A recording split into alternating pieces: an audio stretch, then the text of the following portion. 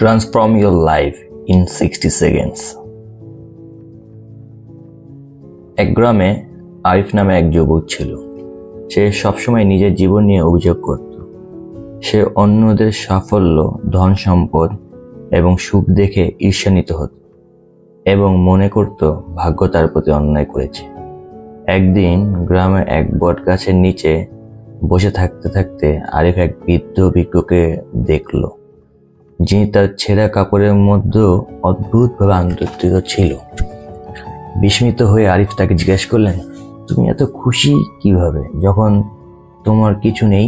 বৃদ্ধ হাসি দিয়ে বললেন, তোমার জীবন পরিবর্তন মাত্র 60 সেকেন্ডে সম্ভব। আমি তোমাকে দেখাই কেমন করে।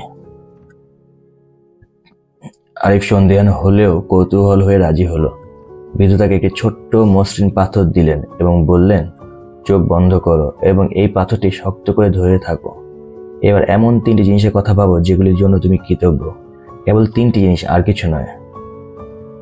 প্রথমে আরিফ একটু দ্বিধায় পড়ল, তবে সে চেষ্টা করলো। কিছুক্ষণ পরে তার পরিবারের কথা, তার সুস্থ শরীরের কথা এবং আগের দিনের দেখা সুন্দর সূর্যাস্তের কথা মনে পড়ল।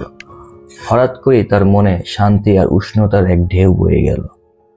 চোখ খুললে বৃদ্ধ তাকে জিজ্ঞেস করলেন, তোমার কেমন লাগছে?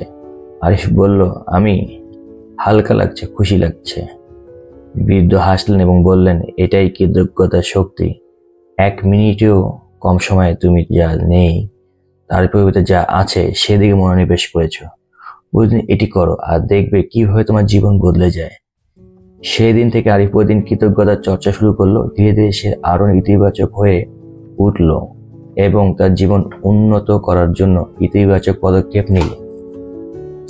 সে বুঝতে পারল, সুখ, ধন, সম্পদ বা ঈর্ষার মধ্যে নয়, বরং যা আছে তা উপলব্ধি করার মধ্যেই রয়েছে। মোরাল অফ দ্য স্টোরি, একটি কৃতজ্ঞ মন জীবনকে বদলে দিতে পারে।